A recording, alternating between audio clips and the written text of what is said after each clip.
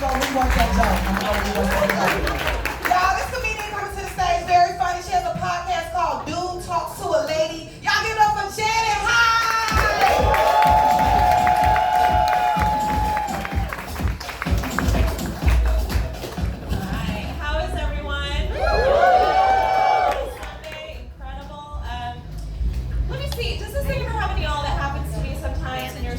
Desk at work for a while, and then you stand up, you start walking down the hallway, and all of a sudden you realize you can smell your pussy. Right? You know, like it's not a bad smell, right? It's not a bad smell, but you smell it. Right? And then you start to get very nervous that everyone else can smell it too.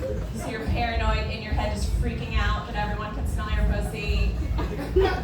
But then you realize there's nothing you can do about it, so you just relax and enjoy your own fragrance. Cool. That's just how I find my people. Cool. Just a base. All right.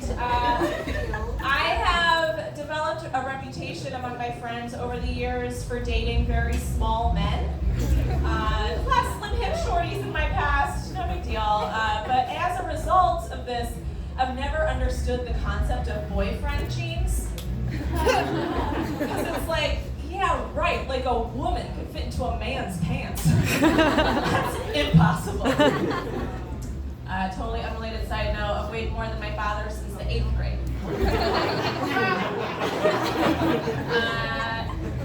I'm not exclusively attracted to little guys. I like people of all sizes and genders. I identified as straight for 30 years and then had some realizations, got this haircut. And I can say that over the past year, I've realized that for me, dating women and non-binary folks is exactly the same as dating men, except now I have to learn astrology. I've learned that I am a Pisces sun and a Gemini moon and rising, which means something, apparently. Talk to me later. I don't know. I was worried that it was going to be hard to make a woman come. Turns out it's not. What's actually hard is reading a goddamn star chart, okay? That's complicated. No, thank you. I shouldn't have been too surprised about this interest in the ladies, because for a while, many years, I was suffering from this very crippling anxiety about seeing a man naked for the first time. Because I don't know if you've had this experience where you're dating a guy, you really like him, you're ready to take it to the next level. Because seeing a guy's dick for the first time is like going to see your friend's band play for the first time, right? Because you really want to like it! But there's a solid chance that you can hate it, right? So you gotta work up all this false enthusiasm to keep a smile on your face no matter what happens, but what are you gonna do if your friend's man is an ugly dick, right?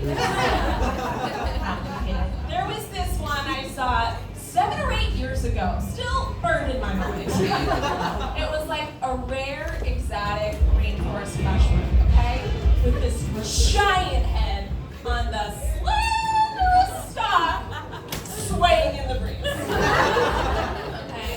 And I know that I've lost the guys. This is not a nice thing to say. He can't help it. He was born with it. And here's the thing. If I was already in love with this man, I would have found a way to make it work, okay? I would have found a way to derive pleasure from that strange fungal creature.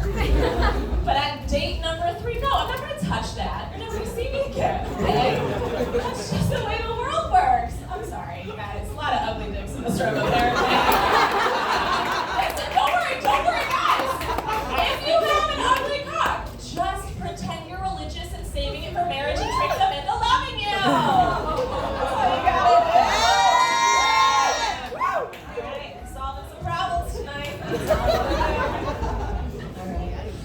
I was talking to an Australian friend not long ago, and I said something and he replied oh, well that makes sense because you're clucky as fuck. And I did not know what clucky meant, so I was offended, very insulted. He was like, oh no, that just means you really want a baby. Let me tell y'all, I am clucky as fuck!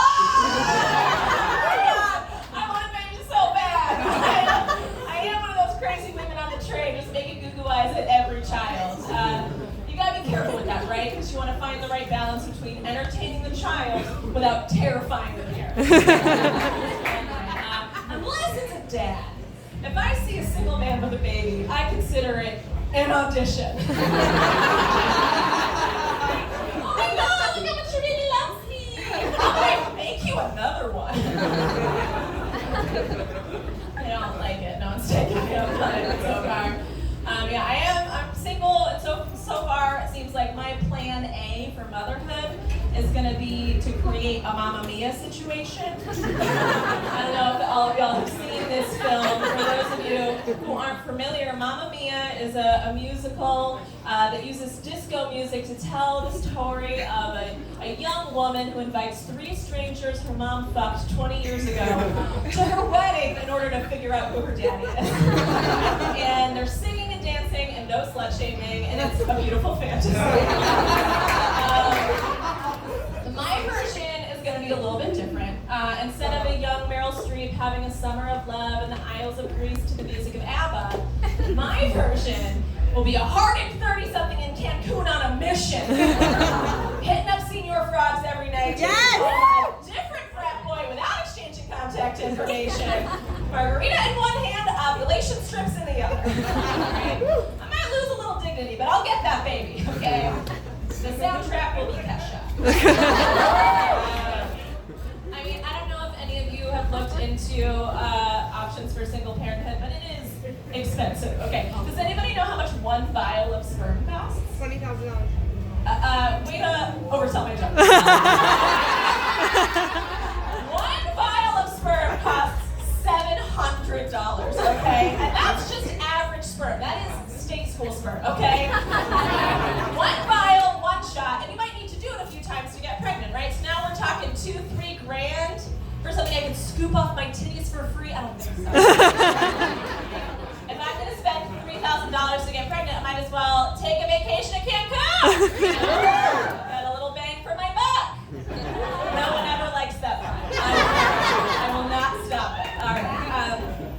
So I don't know how much time y'all spend at comedy open mics, but they're pretty bleak places to hear some wild things. One time I was at an open mic and a male comic was telling a joke about this one time he had sex with a woman who squirted when she came, and it was gross. That was the joke. I'm glad you guys didn't like it either. Great taste. You got great taste. But so, listen, I understand that it's unusual for a woman to ejaculate when she orgasms, so you might be surprised. If you don't have a towel handy, now you might have to change your sheets. That's a real drag. But let's dial down the disgust, shall we? Okay. Because sure, she squirted. Did you not? You know, because every time guys come, gross stuff comes out. Every single time. And people who have sex with men just accept it into our hearts and mouths and sometimes faces without making you feel like a monster for a physical reaction. You know? I don't know. I feel like straight guys, at least, are real hypocrites when it comes to bodily fluid, okay? Because it's like, if you suggest period sex, he's probably going to hesitate. But if you even hint they don't love the taste of his cum, his feelings are hurt. He feels bad. I don't know. I feel like guys with their cum, it's sort of like a cat bringing a dead mouse into your apartment. It's like, oh, honey, I know you're very proud of this. But it is objectively disgusting. And I don't want it on my carpet. Right.